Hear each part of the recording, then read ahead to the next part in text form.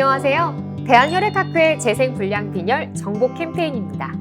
오늘도 두 분의 교수님께서 함께 해주시겠습니다. 교수님들 안녕하세요. 네, 안녕하세요. 네, 장 교수님부터 인사해 주실까요? 네, 저는 대한혈액학회 소속 삼성서울병원 혈액종양내과 장준호입니다.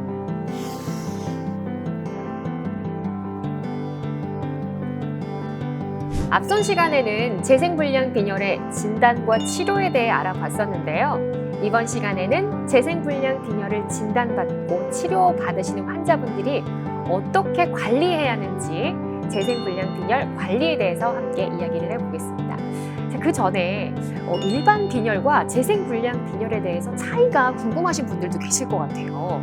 어떻게 좀 구분할 수 있을까요? 네, 맞습니다. 우리가 일반적으로 빈혈이라고 하면 거의 한 90% 이상은 철결핍성 빈혈입니다. 특히 여성분들이 이제 많이 앓고 있는 질환이고 굉장히 많은 환자가 있습니다. 그 철결핍성 빈혈은 철분이 이제 부족한 그런 빈혈이고요. 철분만 보충해줘도 금방 이제 좋아지는 빈혈인데 반해 재생불량 빈혈은 조혈모세포에 이상이 생겨서 생기는 빈혈이기 때문에 진단과 치료에서 약간 좀 복잡하고 다르다고 할 수 있겠습니다. 그렇군요. 재생불량빈혈로 진단받으셨다면 적극적인 치료와 관리가 중요하실 것 같습니다. 자, 우리 환자분들 중에는 이거를 먹어도 될지 해도 될지 이런 고민들이 많이 있으실 것 같은데요. 재생불량빈혈 환자분들에게 도움이 되는 음식이나 혹은 피해야 될 음식 같은 게 있을까요, 장 교수님? 네, 정말로 많이 물어보는 질문입니다. 특별히 혈액 수치를 올릴 수 있는 그런 음식은 따로는 없습니다. 굉장히 골고루 영양가 있는 음식을 골고루 먹는 게 상당히 중요합니다. 또 일부 환자들은 뭐 닭고기니 돼지고기들은 기름기가 많아서 이런 걸 피해야 된다 그렇게 말씀하시는 분도 있는데 그렇진 않습니다. 그래서 이 단백질, 특히 고기 종류를 이제 골고루 야채와 이제 더불어서 이제 먹는 게 상당히 중요합니다. 예전에는 이 백혈구가 낮으신 분들은 이제 멸균을 해서 먹어야 된다 하는데 최근에는 조리가 잘 된 음식이면 어떤 음식이든지 드셔도 상관없습니다. 또 많은 분들이 물어보는 게 이제 건강보조식품에 대해서 이제 물어보시는 분들이 많은데 네.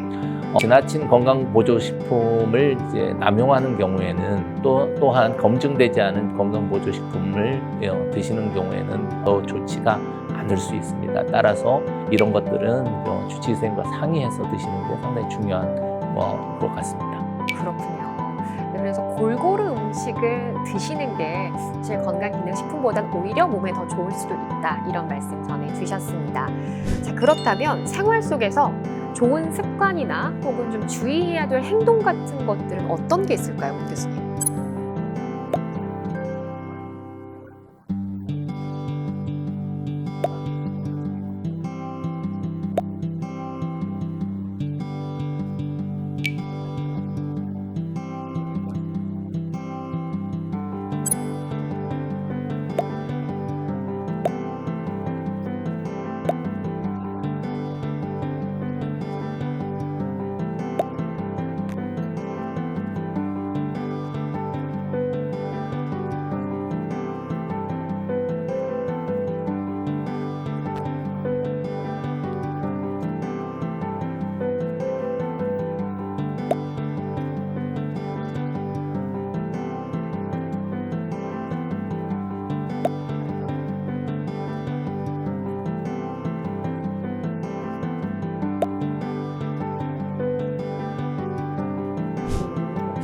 여러 가지 생활 습관 말씀해 주셨는데 양치나 가글을 하루에 4번 이상이나 하라고 말씀을 해주셨는데 특별히 이렇게 구강을 관리하는 이유가 있을까요, 장 교수님? 네, 재생불량빈혈 환자들은 입과 목에 통증이 생기기가 쉽습니다. 때문에 이제 구내염이 발생했을 경우에는 이제 굉장히 힘든데요. 이런 경우에는 이제 좀 부드러운 음식으로 입안에 이제 상처가 나지 않는 그런 음식으로 이제 하는 게 좋을 것 같고 입안에 너무 이제 쓰리고 아프실 때는 이제 빨대를 사용하시는 게 도움이 될 것 같습니다. 일반적으로 자극이 심한 음식 이런 것들은 좀 피해 주시는 게 좋겠고요. 그다음에 음식의 온도를 좀 낮춰가지고 이제 먹는 것이 구강에 이제 부담이 좀 적을 것 같습니다. 그래서 이제 아까 이제 가글을 이제 4번 해야 된다고 이제 말씀을 하셨는데 이제 특히 이제 백혈구가 낮은 경우에 이러한 세균들이 이제 들어와서 이제 구내염이 있는 경우 더 이제 감염이 일어나기 쉽습니다. 따라서 이러한 그 가글이나 이런 자극적이지 않는 그런 것들로 입안을 자주 헹궈 주시는 게 구내염을 예방하는 데 상당히 좋겠습니다. 또한 이제 립밤을 사용해서 입술을 촉촉하게 해주시는 것도 이제 구강의 이제 청결을 위해서 상당히 중요할 것 같고요. 그다음에 이제 구내염이 이제 심해지고 이제 심한 통증으로 해서 음식 섭취가 어려우면 이제 담당 선생님과 상의하셔서 이제 거기에 대한 치료를 하시는 게 좋겠습니다. 네, 그렇군요. 말씀을 들어보니까 감염과 출혈을 막는 게 아주 중요하다는 말씀이신 것 같습니다. 저는 또 개인적으로 궁금한 부분이 아까 또 근육 주사를 좀 주의해야 된다고 말씀을 하셨는데 대체적으로 보면 예방 접종이 근육 주사로 많이 맞는 경우가 있잖아요. 그러면은 이 환자분들은 좀 근육 주사 이런 부분도 조심해야 될까요? 예방 접종?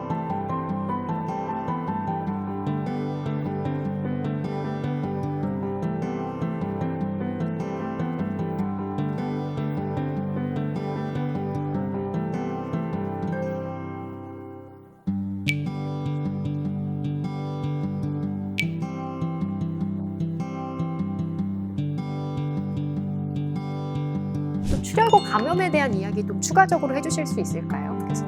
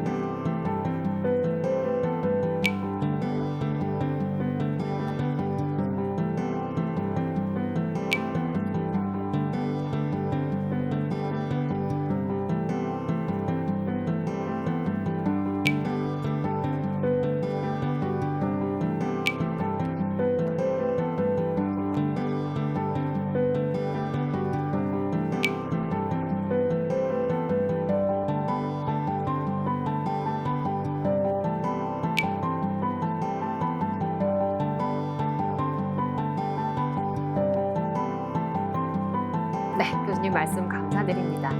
환자분들이 진단을 받을 때부터 좌절을 하는 경우도 많다고 해주셨는데요. 교수님 말씀처럼 정말 희망을 잃지 말고 끝까지 긍정적인 마음으로 치료를 받으시는 게 아주 중요할 것 같습니다. 재생불량 빈혈, 일반인들에게는 지금까지 낯선 질환이었을 텐데요. 대한혈액학회의 재생불량 빈혈 정보 캠페인을 통해서 재생불량 빈혈에 대해서 알기 쉽게 우리 교수님들께서 설명해 주신 것 같습니다. 우리 두 교수님께서 짧은 소감 한 말씀씩 해주실까요? 네, 환자분들 또 환우 이 가족 여러분들 절대로 포기하지 마시고 다양한 치료가 있습니다. 따라서 주치의 선생님과 상의하셔서 이 질환을 정복하는 데 꼭 도움이 되셨으면 합니다. 감사합니다.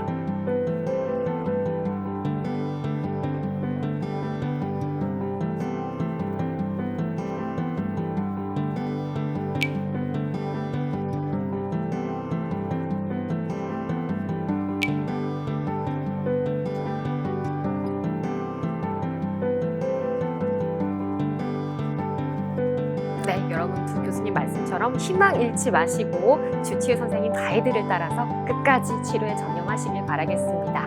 네, 지금까지 재생불량 빈혈의 진단과 치료, 관리에 대해서 알아봤는데요. 다음 특별편에는 재생불량 빈혈을 정복하신 환자분들의 인터뷰가 마련되어 있습니다. 많은 시청 부탁드리고요. 우리 환자분들의 재생불량 빈혈 정복을 응원하겠습니다. 시청해주신 여러분 고맙습니다. 감사합니다. 네, 감사합니다.